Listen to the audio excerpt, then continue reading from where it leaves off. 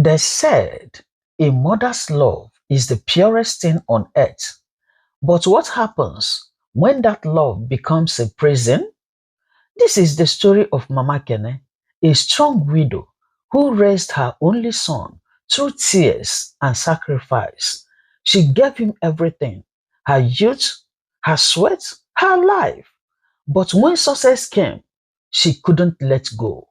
Every woman her son brought home became an enemy until one day she met her match, a woman who didn't fight her with anger, but with love, wisdom, and patience. Sit tight because what happened next will melt your heart and teach you the true meaning of letting go. Welcome to Olu Beauty African Folktales channel. Here we tell you the way it is. Have you subscribed? If not, oh yeah, run kitty kitty, run kata kata. Subscribe, like, comment and share. Share it with your family and friends. And don't forget to touch the bell button so that you'll be notified each time we put out new video. Oh yeah, grab your popcorn, sit jeje and enjoy yourself. Oh yeah, let's go there. They called her Mama Kene, the lioness of Ungo village, a woman whose strength could shame even men. Life had beaten her, but she refused to bow. When her husband Nnamdi died suddenly from a brief illness, she became both father and mother to their only child, Kenechukwu. The day she buried her husband, she made a vow before his grave and said, Nnamdi, wherever you are, I promise you, our son will never suffer. I will live and die for him. And she did. She worked from morning till night, hawking roasted yam and palm oil, fetching water and washing people's clothes. Her palms became rough like the bark of a tree, but every pain, every hunger, every humiliation, she bore it with pride because of Kenechukwu. Years later, God rewarded her tears. Her son graduated with first class, got a good job, and moved to Lagos. Soon, his business in real estate blossomed. Before long, Kenechukwu became a young millionaire. Mama Kene's joy knew no bounds. She would walk proudly through the village market, saying, if you see my son Kene, he is the one God used to wipe away my tears. So, but somewhere deep inside her, a new feeling began to grow. Fear. Fear of losing him. Fear that some strange woman would come and reap where she did not sow. So when Kenechukwu finally told her and said, Mama, I have found someone I want to marry, the world stopped for Mama Kene. That was how her trouble began. Kenechukwu brought home Chisom, a kind, soft-spoken nurse. She was beautiful, respectful, and always smiling. But Mama Kene didn't see that. The first thing she said after Chisom greeted her was, no, Sike. So you want to marry my son and be injecting him medicine every day, Abi? She laughed it off, but her eyes said something else. Days passed. Chisom tried her best. She washed Mama's clothes, helped her cook, and even bought her small gifts. But Mama Kene wasn't impressed. She began to whisper to neighbors and said, that girl is pretending, oh. She wants to trap my son with food and smiles. I'm not a fool. One evening, she went to Kene's room crying and said, my son, that girl doesn't love you. She only loves your money.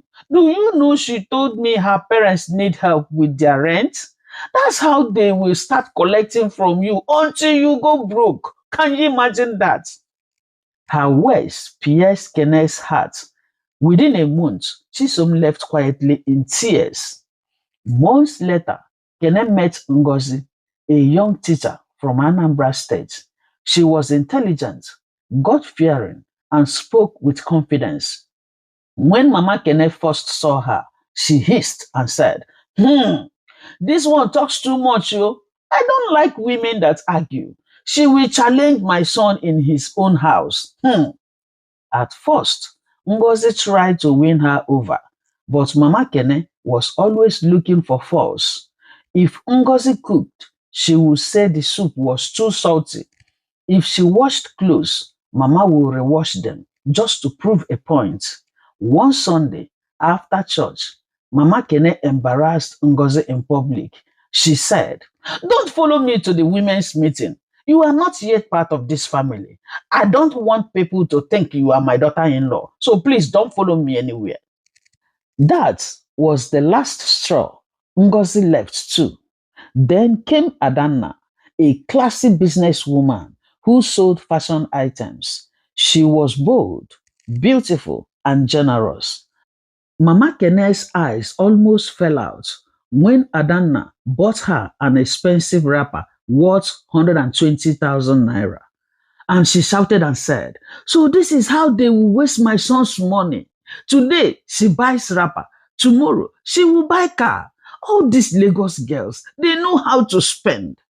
She started following Adanna secretly, asking people questions about her. One day, she accused Adanna of sleeping around, something that wasn't true. The relationship ended in chaos. By now, everyone in the neighborhood was talking. Some said, "That woman will never allow her son to marry." Others said, "She has turned him into her husband." Kenechukwu didn't like hearing such things, but deep down, he knew it was true. His mother had become overpossessive, controlling every decision in his life. Still, he couldn't stand against her. After all, she was the one who raised him. But fate had another plan. One afternoon, during a business conference in Abuja, Kenechukwu met Amarachi. Amarachi was different, calm but confident, gentle but wise. She wasn't moved by his wealth, and that shocked him. She treated him like a normal person. Within months, he knew this was the one. But back home in Enugu, when Mama Kene heard he was bringing another woman home, she hissed and said, "Let her come. Let's see the kind of demon he picked this time." That was how Mama Kene met Amarachi. But this time, things were about to change because Amarachi wasn't like the others. She came prepared, and soon the old lioness was going to meet her match. When Kenechukwu told his mother he was bringing home another woman, Mama Kene rolled her eyes and sighed heavily and said, "Another one again? My son, I'm tired. Every day new face, new wahala. Can't you just focus on your business? Women will only distract you." But Kene smiled and said, "Mama, just meet her first. Her name is Amarachi." "Amarachi kwa? We shall see," Mama muttered, shaking her head. The following week, a black SUV drove into Mama Kene's compound. Amarachi stepped out, tall, elegant, and dressed simply in a long gown and slippers. She wasn't covered in heavy makeup like the others. She carried herself with grace, but there was something calm about her that even Mama Kene couldn't deny. "Good afternoon, Mama," she greeted, kneeling slightly. "It's an honor to finally meet you." Mama Kene eyed her from head to toe and said, You are welcome. So you are the Amarachi my son has been talking about. Oh, yeah, sit down." She didn't smile. Amarachi sat gently, keeping her hands on her laps. She noticed Mama Kene's sharp eyes, scanning her every move, like a teacher marking exam papers. That night, when Kenechukwu went to his room, Mama Kene hissed and said, "My son, you didn't tell me this one is a lawyer. Oh. I can see it in her eyes. Women like that are too smart. They will take your property one day." Kene laughed softly and said, "Mama, she is not after my property. She is a human resources officer. She has her own job." "That's what they will all say." Mama snapped. "You think I don't know these Lagos girls? They will pretend to be humble until you marry them. Then, boom, you become a visitor in your own house. Kwa." But this time, Kene didn't argue. He just said, Mama, please give her a chance. The next morning, before anyone woke up, Amarachi was already in the kitchen helping the housemaid wash vegetables. She tied a wrapper around her waist and hummed a gospel song as she cooked. When Mama Kene came out and saw her, she frowned and said, You are cooking. Who told you to enter my kitchen? Amara smiled calmly and said, I am sorry, Mama. I thought it would make you happy to rest a little. I only wanted to help. Mama Kene wanted to scold her, but something in Amarachi's soft tone made her words hang in her throat. She simply waved her hand and said, just don't spoil my stew. Oh." Later, when they ate, Mama pretended the food wasn't sweet, but deep down she knew it was delicious. That night, she told her friend, Mami Ifoma, who came visiting, and said, that girl dey pretend though. She wan use good behavior tie my son down. You go see am. After marriage now, her true color go show. Mami Ifoma laughed and said, you too dey fear. Na every woman you go suspect? You know say I don't suffer for that my son. Mama snapped. No woman go come eat my sweat just like that. Days passed. Amarachi tried her best, helping, cooking, cleaning, even massaging Mama Kene's legs in the evenings. But no matter what she did, it was never enough. If she dressed well, Mama said she was showing off. If she stayed quiet, Mama said she was proud. If she talked, Mama said she was rude. One day, Mama intentionally poured palm oil on the floor to see how Amarachi would react. When Amarachi came in, she simply smiled, cleaned it quietly, and went back to what she was doing. Another time, Mama pretended to be sick. She groaned on the bed and told Kene and said, your girlfriend doesn't care. I'm dying and she hasn't even come to check on me. When Kene told Amarachi, she rushed to the room with a bowl of hot soup and medicine. She knelt by Mama's bed and said softly, Mama, please eat something. I can't bear to see you in pain. Mama looked away and said nothing. But when Amarachi left, a small tear rolled down her cheek. Something even she couldn't explain. A week later, Kenechukwu traveled for business. Mama saw it as her chance to expose Amarachi. She started giving her impossible tasks, washing the compound, scrubbing the bathroom, cooking for guests without help. But Amarachi never complained. She did everything with a smile. Then one night, something happened. There was a power cut, and Mama Kene came out of her room angry and said, These useless NEPA people, where is that girl? Amarachi, bring me my lantern. Amarachi rushed in, holding a light candle. Mama, please be careful, she said gently. I will light the lantern for you. As she knelt down to light it, the candle wax dropped on her hand, and she winced in pain. Mama quickly looked at her without thinking, shouted and said, Hey, your hand? Oh my God, you burn yourself? Amarachi smiled through the pain and said, It's fine, Mama. I'm used to it. I just didn't want you to fall in the dark. For a moment, silence filled the room. Mama's heart trembled. It was the first time someone had put her comfort before themselves since her husband died. She turned away and coughed to hide her emotions. Hmm, stubborn girl. Go and put eyes on it, she muttered.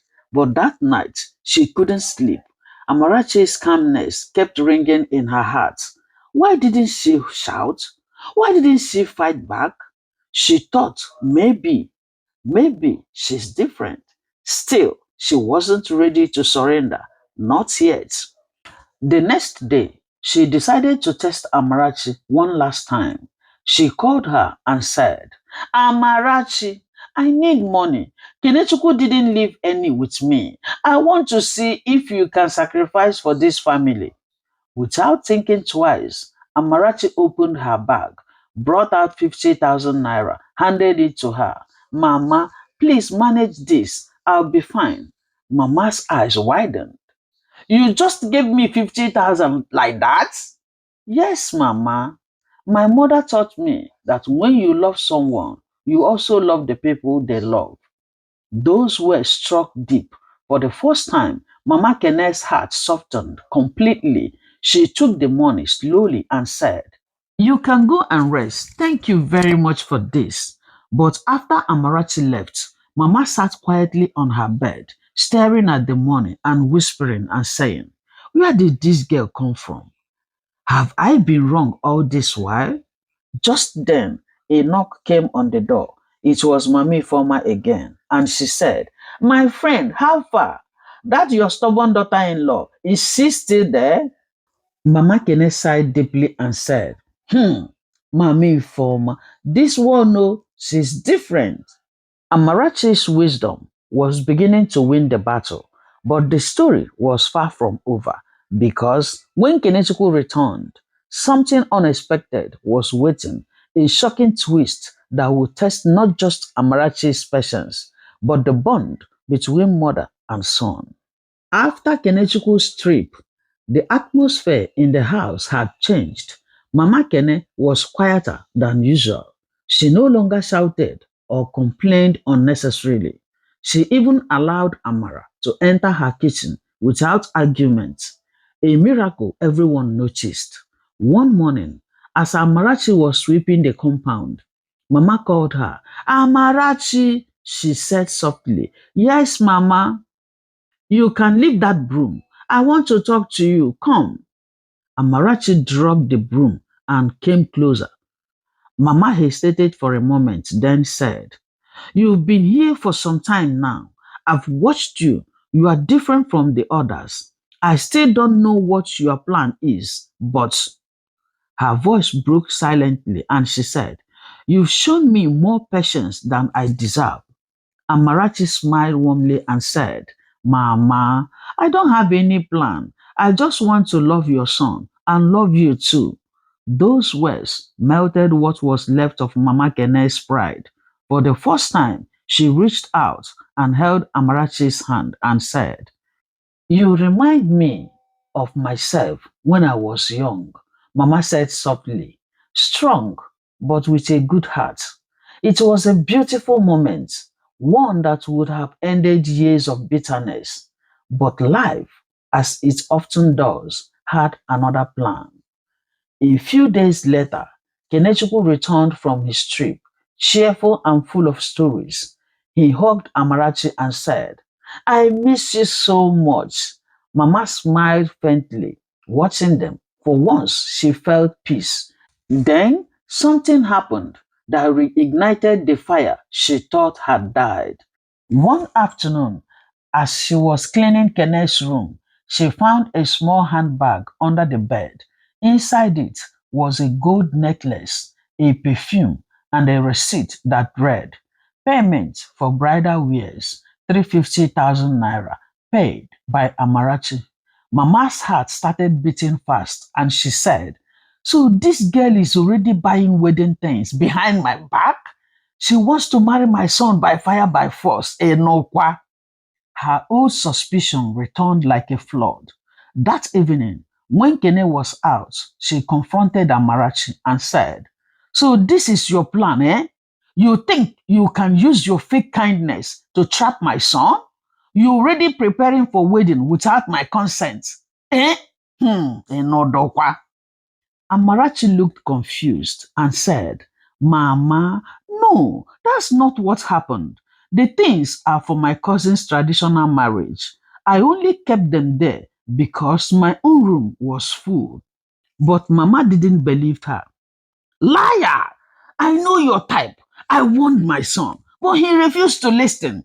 You will not marry him over my dead body, Mama said. The argument grew louder. Amarachi didn't fight back. She only cried. When Kene returned, he found his mother furious and Amarachi in tears. Mama, what's going on? He asked. And Mama answered and said, ask her, oh, she's secretly planning marriage without telling us. Can you imagine that? Hey, Inodokwa. Kene turned to Amarachi gently and said, Amara, what's she talking about? Through tears, Amarachi explained the truth. Kene looked at his mother and said, Mama, I trust her. You've always seen evil where there's none. Mama's eyes widened and she said, so you are choosing her over me? Hey! I'm not choosing anyone, Mama. I just want peace. Please, let's not destroy our home before it begins, Kene said calmly. Mama walked into her room, trembling with anger and pain, and said, peace? After all my sacrifices? That girl has charmed you. She will ruin you. You will see it. That night, she called her closest friend, Mami Ifoma, and said, I will not sit and watch another woman take my son. If she wants war, she will get it. With that, Mama Kene began plotting quietly. She called one of her late husband's nephews, Obinna, a tall, cunning man known for gossip. Obinna, she said, find out everything about that girl Amarachi, where she works, who she talks to, everything, in fact, everything. Within a week, Obinna returned with a story and said, Mama, I heard she used to date one manager in her office. They said the man even bought her a car before she met Kene. That was all Mama needed to hear. She didn't verify it. She didn't even ask for proof.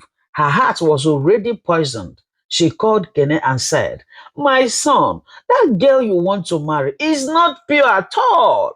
Ask her about one man called Uche. Kene was shocked. He asked Amarachi calmly that evening, and she was stunned and said, Mama said that? Oh my God, that's a lie. I never dated anyone called Uche. I don't even know who that is. But the seed of doubt had already been planted. Mama noticed Kene's silence and smiled secretly and said, yes, this is good. Let him start doubting her. From there, everything will scatter. Mhm. Days turned into weeks. The house grew cold. Amarachi withdrew into herself, hurt by the accusations. Kene loved her but was torn between the two women he couldn't live without, his mother and his fiancée. One evening, Amarachi decided to speak her heart.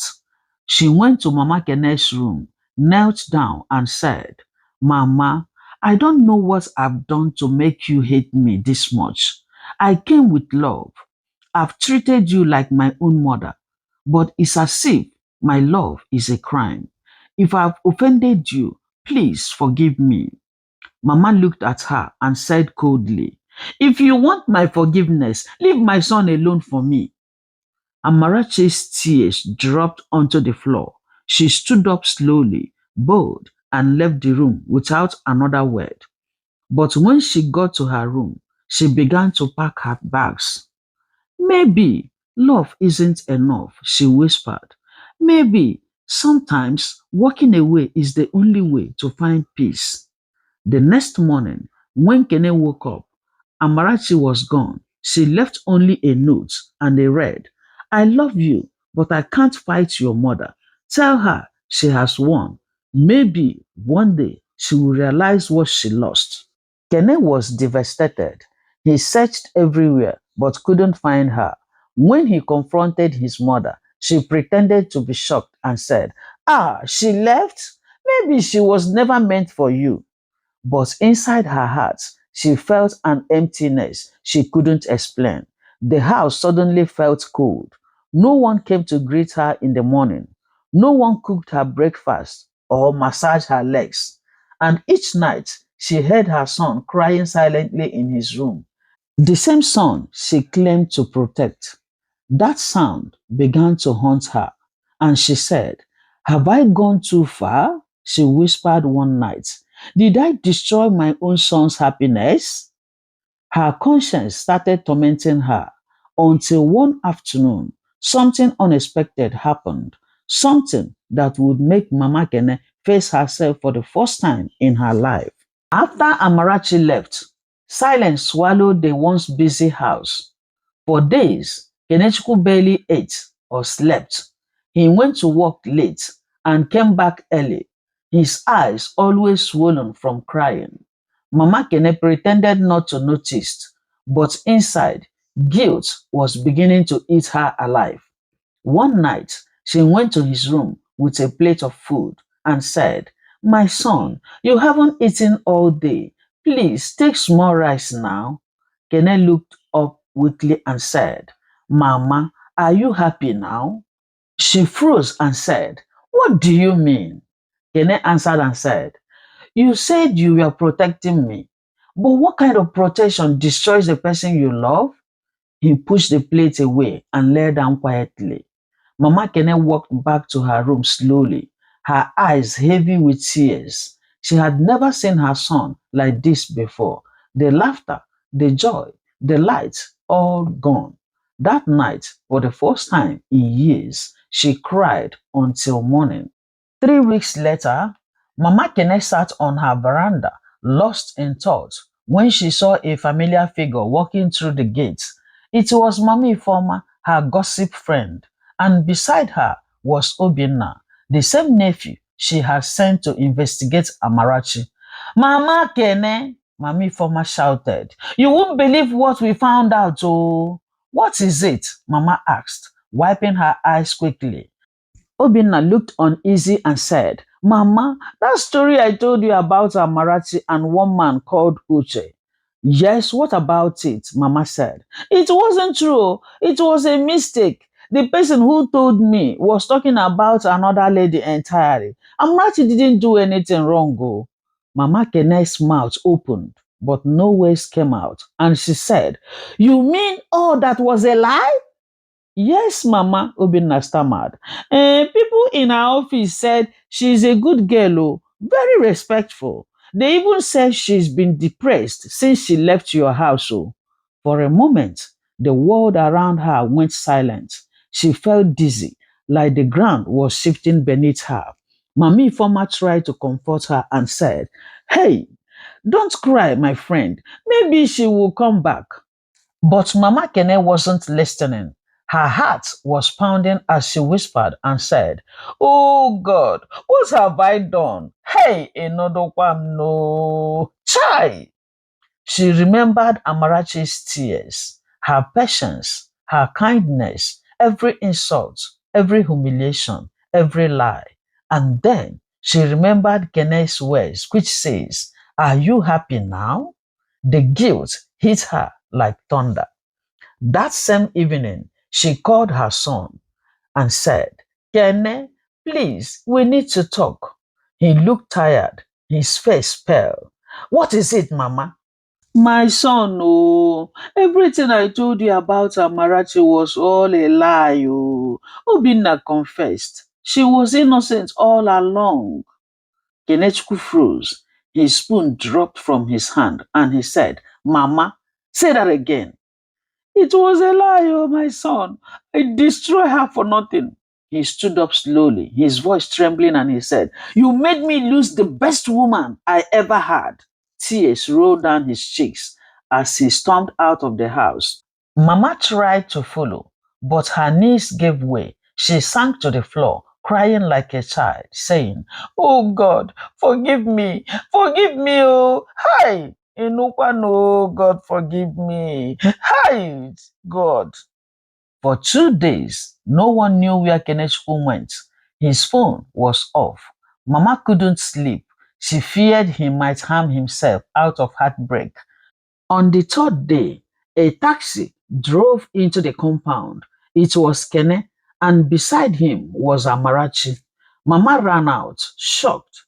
Amarachi stood there quietly, holding her bag, looking thinner but still beautiful.